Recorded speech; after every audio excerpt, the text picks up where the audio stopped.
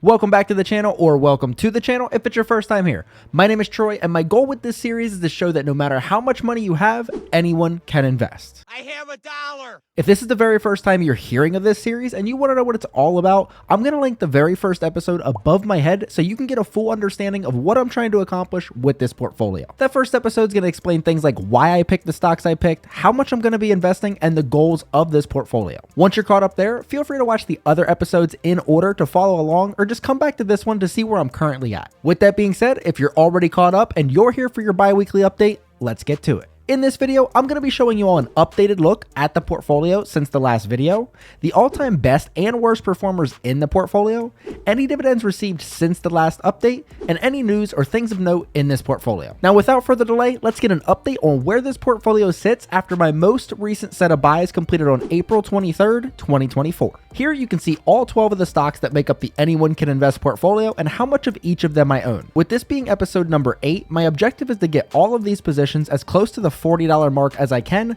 by buying from newly added funds. With the $60 added today, I had a total of $64.07 to help me do just that.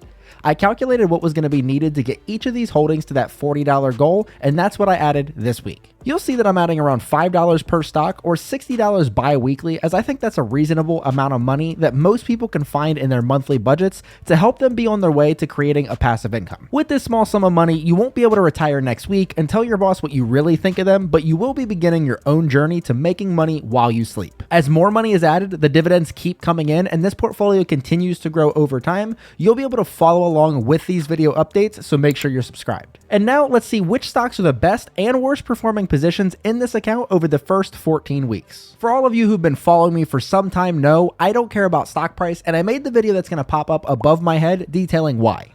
This I gotta hear. Practicing what I preach, even after a really rough past 2 weeks, I'm still in the green in 7 of my 12 positions after the first 3.5 months of this account's existence, all while buying the companies I want regardless of their price. Taking this information from the close of market on April 23rd, I have a new top dog, which is CSL, that's up nearly 8%, while my biggest loser remains HUM, that's now down just over 8%.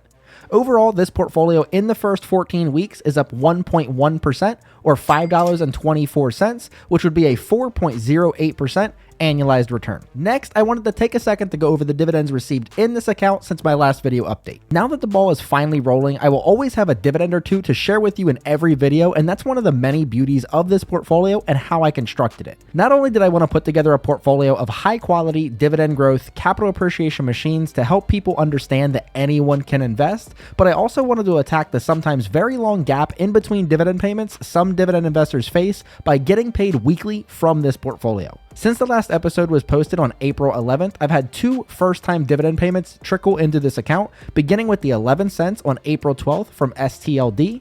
Then the following week on April 18th, I had the first 4 cents from Intuit deposited into the account. Adding those 2 dividend payments into my spreadsheet gave me a month-to-date total for April of 31 cents, with a few dividends left to go for this month. Just a quick observation here, I see that month over month, the dividend total keeps rising in this account, and I'm curious if that will always be the case moving forward, or if it'll just be a long-term trend. In my experience with my main account, this is typically a thing where the first month of Q4 will be higher than the first month of Q3, and so on, but we'll have to see how this one progresses. Now, I did just mention that I have a few dividends left to receive for April, so I wanted to take a second and show you who I'm expecting money from to close out the month between now and the next video update. This calendar view is being provided by an app I use for my dividend tracking called Div Tracker, and I'm not sponsored by them, but I am open to it if they're watching. Call me.